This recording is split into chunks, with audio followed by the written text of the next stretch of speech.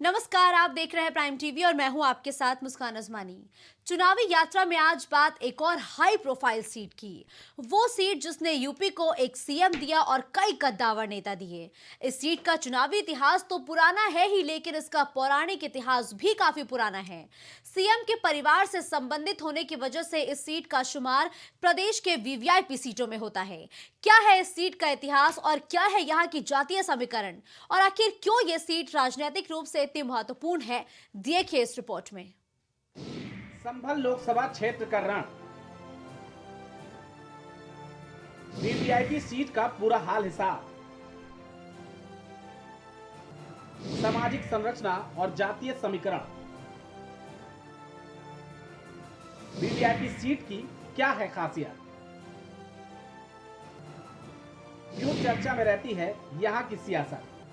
ऐतिहासिक और धार्मिक महत्व वाला मैं संभल शहर हूँ। कहा जाता है कि मेरे चारों युगों में वजूद रहा और मुझे अलग अलग नामों से जाना गया। सतयुग में मेरा नाम सत्यव्रत था, त्रेता युग में महदगिरी, द्वापर में पिंगल और कलयुग में मैं संभल हूँ। धर्म ग्रंथों के मुताबिक कलयुग में भगवान विष्णु मेरे यहाँ की कल्कि के रूप में अवतार लेंगे। इसमें 68 तीर्थ और 19 कूप हैं। यहाँ एक अति विशाल प्राचीन मंदिर है। इसके अतिरिक्त 3 मुख्य शिवलिंग है। पूर्व में चंद्रशेखर, उत्तर में भुवनेश्वर और दक्षिण में संबलेश्वर है। मुगल शासक अकबर के शासनकाल में संभल क्षेत्र का काफी महत्वपूर्ण रहा, लेकिन उसी के बेटे शाहजहां के शासन में संभल की हालत काफी बिगड़ गई। मेरे यहाँ लंबे समय तक शासकों और सम्राटों ने शासन किया। लोधिया से लेकर मुगलों तक ने मेरे यहाँ शासन किया। खास बात यह भी है कि मैं अशोक साम्राज्य का भी अहम हिस्सा रहा हूँ। मेरा प्राचीन शहर एक समय महान चौहान सम्राट पृथ्वीराज चौहान की राजधानी भी था, और संभवतः ये वही है जहां वो अफगानियों द्वारा द्वितीय युद्ध में मारे गए। लोकसभा निर्वाचन क्षेत्र में मैं मुरादाबाद से अलग होकर संसदीय निर्वाचन क्षेत्र और जिला बना। जिला बनने के बाद से ही इसके मुख्यालय को लेकर विवाद शुरू हो गया। संभल और चंदौसी के बीच इसे लेकर लंबे समय तक रार रही। फिलहाल मेरा जिला मुख्यालय बहजोई में है। मैं मेथा की बड़ी मंडी हूँ, तो मेरा सराय तरीन इलाका अपने खास तरह के हड्डी सींग शिल्प के लिए प्रसिद्ध है, जिसकी धूम विदेशों तक है। 1977 में अस्तित्व में आई संभल लोकसभा सीट कई मायनों में खास है। इससे पहले मैं मुरादाबाद लोकसभा क्षेत्र का हिस्सा हुआ करता था। 1952 के पहले लोकसभा चुनाव में मेरे यहाँ कांग्रेस की लहर के दौरान कांग्रेस उम्मीदवार राम सरन ने जीत हासिल की। 1957 में भी कांग्रेस की लहर जारी रही और राम सरन दूसरी बार सांसद चुने गए। 1962 में मेरे मतदाताओं का रुख कांग्रेस के विरुद्ध हो गया। इस बार मेरे यहाँ कांग्रेस की लहर की विपरीत निर्दलीय प्रत्याशी के तौर पर सैयद मुजफ्फर हुसैन ने जीत हासिल कर सभी को अचंभित कर दिया। 1967 और 1971 के चुनाव में भी मेरे मतदाता कांग्रेस से बागी बने रहे, लेकिन इन दोनों चुनावों में मुझ पर भारतीय जनसंघ का कब्जा रहा। 1967 में जनसंघ के ओम प्रकाश त्यागी और 1971 में वीरेंद्र अग्रवाल मेरे यहाँ सांसद चुने गए। 1977 में मेरे यहाँ पहली बार संभल लोकसभा क्षेत्र के तौर पर चुनाव हुआ। इमरजेंसी के बाद इंदिरा विरोधी लहर में मेरे यहाँ हुए उपचुनाव में भारतीय लोकदल की उम्मीदवार शांति देवी सांसद चुनी गई। 7वीं लोकसभा के लिए 1980 में हुए लोकसभा चुनाव में मेरे यहाँ कांग्रेस उम्मीदवार विजेंद्र पाल सिंह ने जीत हासिल की। 1984 में मेरे यहाँ की पूर्व सांसद शांति देवी कांग्रेस में शामिल हो गई। कांग्रेस ने उन्हें उम्मीदवार बनाया और वो दूसरी बार मेरे यहाँ सांसद निर्वाचित हुई। 1989 की जनता लहर में मेरे यहाँ जनता दल ने बाजी मारी और इस बार श्रीपाल सिंह चुनाव जीतकर सांसद बने। 1991 में भी मेरे यहाँ जनता दल और श्रीपाल सिंह का कब्जा रहा। 1996 में मेरे यहाँ पहली बार बीएसपी ने खाता खोला। इस बार मेरे यहाँ से बीएसपी के हाथी पर सवार होकर धर्मपाल सिंह यादव लोकसभा पहुंचे। 12वीं लोकसभा के लिए 1980 में मेरे यहाँ चुनाव ने मुझे वीवीआईपी बना दिया। इस बार मेरे यहाँ सपा अध्यक्ष मुलायम सिंह यादव ने चुनाव लड़ा और जीते। 1999 में वो मेरे यहाँ से दूसरी बार सांसद बने। 2004 के लोकसभा चुनाव में सपा महासचिव और मुलायम के भाई राम गोपाल यादव उम्मीदवार बने और चुनाव जीतने में सफल रहे। अब मैं सपा का गढ़ बन चुका था और सपा में मेरे यहाँ से लगातार 3 बार जीतने में कामयाब हो चुकी थी। लेकिन 2009 में बीएसपी ने सपा के गढ़ को ध्वस्त किया और इस बार मेरे यहाँ से शफीकुर रहमान बर्क बीएसपी के टिकट पर सांसद चुने गए। 2014 में मोदी लहर में मेरे यहाँ पहली बार बीजेपी ने जीत का मजा चखा और इस बार मेरे यहाँ से बीजेपी के टिकट पर सत्यपाल सिंह सैनी चुनाव जीत कर लोकसभा पहुंचे। 2019 में यहाँ से सपा ने 10 साल बाद वापसी की और इस बार शफीकुर रहमान बर्क मेरे यहाँ से दोबारा सांसद चुने गए। 1977 में अस्तित्व में आई मेरी सीट कई मायनों में खास है। इसे मंडल की सबसे अहम सीटों में गिना जाता है क्योंकि मैंने समाजवादी पार्टी के मुखिया रहे मुलायम सिंह यादव और उनके परिवार के सदस्यों को भी संसद तक पहुंचाया है। इतना ही नहीं, गठन के बाद पहली ही बार किसी महिला को सांसद बनाने का श्रेय भी इस सीट को है।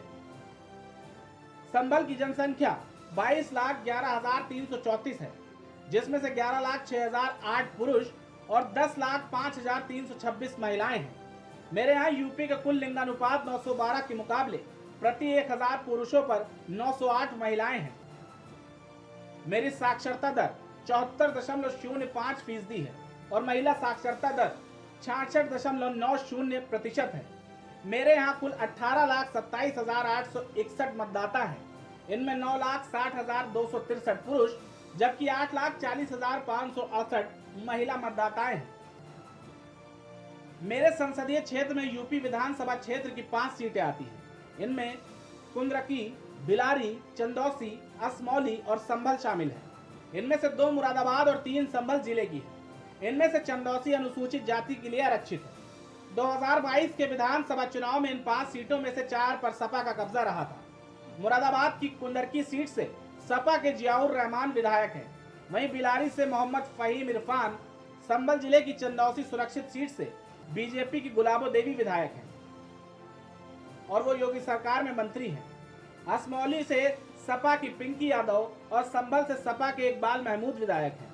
बसपा कांग्रेस यहां दूर दूर तक नजर नहीं आती। बात अगर मेरे क्षेत्र के समाजी और जातीय आंकड़ों की करें तो पुराने स्वरूप में मैं यादव बहुल सीट मानी जाती थी। इसका असर परिणामों में भी देखा जा सकता है। 1977 से 2014 तक के हुए 11 लोकसभा चुनावों में मेरे यहाँ 6 बार यादव प्रत्याशी जीते हैं।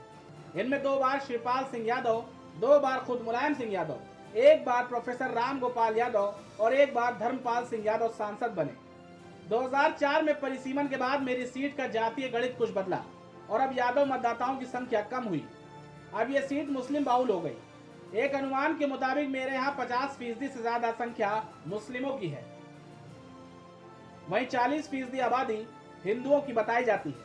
एक अनुमान के मुताबिक मेरे यहाँ लगभग 8.50 लाख मुस्लिम वोटर हैं, जबकि अनुसूचित जाति के 2.75 लाख, 1.50 लाख यादव और 5.25 लाख में अन्य पिछड़ा और सामान्य वर्ग के वोटर हैं। मौजूदा वक्त में सपा और यादव वोटों के समीकरण से ये सपा का गढ़ माना जाता है, लेकिन 2014 में बीजेपी ने यहाँ तमाम जातीय समीकरणों को ध्वस्त करके न सिर्फ रिकॉर्ड बनाया बल्कि पहली बार जीत हासिल की। इस चुनाव में बीजेपी के सत्यपाल सिंह ने सपा उम्मीदवार शफीकुर रहमान बर्क को 5,000 से ज्यादा वोटों से परास्त किया था। सत्यपाल सिंह को 3,60,242 वोट मिले थे, जो कुल मतदान का 34% था। वहीं सपा के शफीकुर रहमान को 3,55,068 वोट मिले, जो कुल मतदान का 33% था। वहीं बीएसपी के अकीलुर रहमान को 2,52,640 वोट मिले, जो कुल मतदान का 23% था। कांग्रेस के प्रमोद कृष्णम यहां 5वें नंबर पर रहे थे। 2019 में सपा बसपा के गठबंधन ने बीजेपी के सामने बड़ी चुनौती खड़ी कर दी। इस बार सपा बसपा के उम्मीदवार शफीकुर रहमान बर्क जीत हासिल करने में कामयाब रहे। उन्हें इस चुनाव में 6,58,006 वोट हासिल हुए थे, जो कुल मतदान का करीब 56% था।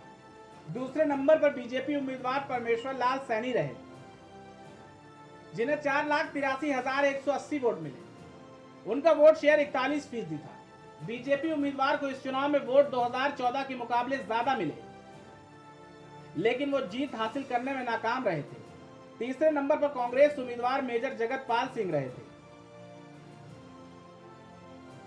फिलहाल संभल में समाजी संरचना और जातीय आंकड़े वही हैं। अब देखना यह है कि बदले हालात में ये समीकरण किसके हक में बैठते हैं। सपा अपना दबदबा कायम रखती है या बीजेपी यहां कोई रिकॉर्ड बनाएगी। इसके लिए चुनाव परिणाम आने तक इंतजार करना होगा, लेकिन इतना साफ है कि इस हाई प्रोफाइल वीवीआईपी सीट पर मुकाबला दिलचस्प होने वाला है। Bureau report, prime TV.